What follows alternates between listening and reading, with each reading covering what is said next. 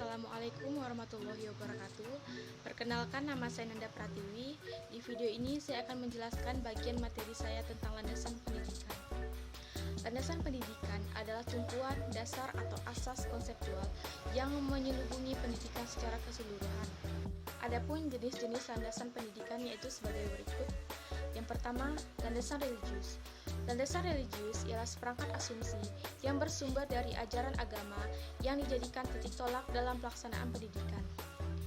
Adapun salah satu ayat yang dijadikan acuan dalam pelaksanaan pendidikan yaitu Quran Surah Al-Mujadalah ayat 11 yang artinya, "Hai orang-orang beriman, apabila dikatakan kepadamu, berlapang-lapanglah dalam majelis, maka lapangkanlah, niscaya Allah akan memberi kelapangan untukmu. Dan apabila dikatakan, berdirilah kamu, maka berdirilah. Niscaya Allah akan meninggikan orang-orang yang beriman di antaramu dan orang-orang yang diberi ilmu pengetahuan beberapa derajat. Dan Allah Maha mengetahui apa yang kamu kerjakan." Yang kedua, landasan filosofis. Landasan filosofis yaitu asumsi-asumsi yang bersumber dari filsafat yang menjadi titik tolak dalam rangka praktek pendidikan dan studi pendidikan. Yang ketiga, landasan psikologis. Kegiatan pendidikan tentunya melibatkan aspek kejiwaan manusia. Pada umumnya, pendidikan akan terkait dengan pemahaman dan penghayatan akan perkembangan manusia, khususnya dalam proses belajar mengajar. Maka, pemahaman peserta didik yang berkaitan dengan aspek kejiwaan merupakan kunci keberhasilan pendidikan. Beberapa contoh aspek kejiwaan tersebut antara lain, perbedaan karakteristik individu, karena perbedaan aspek kejiwaan manusia, misalnya bakat, minat, kecerdasan, dan lain-lain. Assalamualaikum warahmatullahi wabarakatuh. Perkenalkan, nama saya Nurul Anissa. Saya akan melanjutkan penjelasan dari Nanda. Yang keempat, landasan sosiologis. Landasan sosiologis adalah dasar sosiologi yang berkenaan dengan perkembangan, kebutuhan, dan karakteristik masyarakat. Sosiologi pendidikan merupakan analisis ilmiah tentang proses sosial dan pola interaksi sosial di dalam sistem pendidikan. Yang kelima, landasan kultural. Landasan kultural adalah kebudayaan dan pendidikan yang mempunyai hubungan timbal balik sebab kebudayaan dapat dilestarikan atau dikembangkan dengan jalur mewariskan kebudayaan dari generasi ke generasi penerus dengan jalan pendidikan, baik secara formal maupun informal. Landasan hukum atau konstitusional.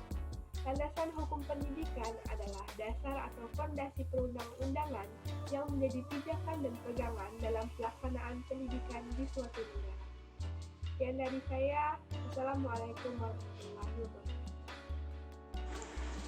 Bismillahirrahmanirrahim. Assalamualaikum warahmatullahi wabarakatuh. Perkenalkan, nama saya Ditri Lestari. Saya akan menyampaikan materi tentang asas-asas pendidikan. Pengertian asas pendidikan. Asas pendidikan merupakan sesuatu kebenaran yang menjadi dasar atau tumpuan berpikir, baik pada tahap perencanaan maupun pelaksanaan pendidikan. Adapun asas-asas pendidikan yaitu sebagai berikut. 1. Asas Tuturi Handayani. Sebagai asas pertama, Tuturi Handayani merupakan inti dari sistem Among perguruan.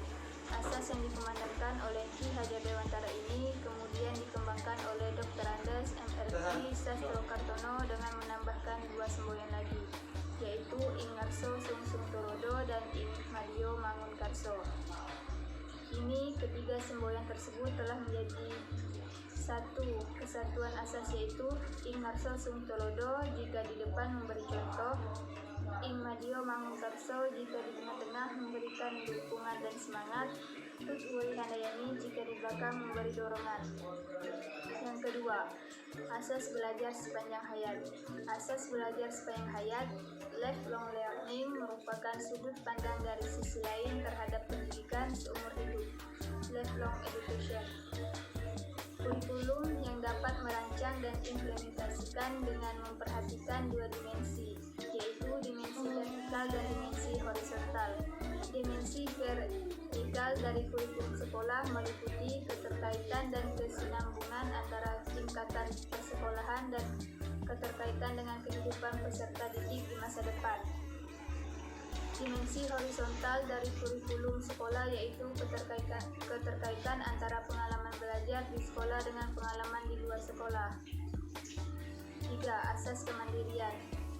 Dalam kegiatan belajar mengajar, sedini mungkin dikembangkan kemandirian dalam belajar itu dengan menghindari campur tangan guru.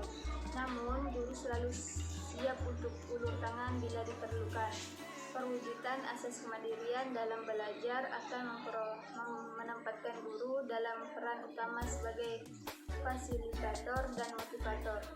Salah satu pendekatan yang memberikan peluang dalam melatih kemandirian belajar peserta didik adalah sistem CBSA, cara belajar siswa aktif. Sekian dari kami. Wassalamualaikum warahmatullahi wabarakatuh.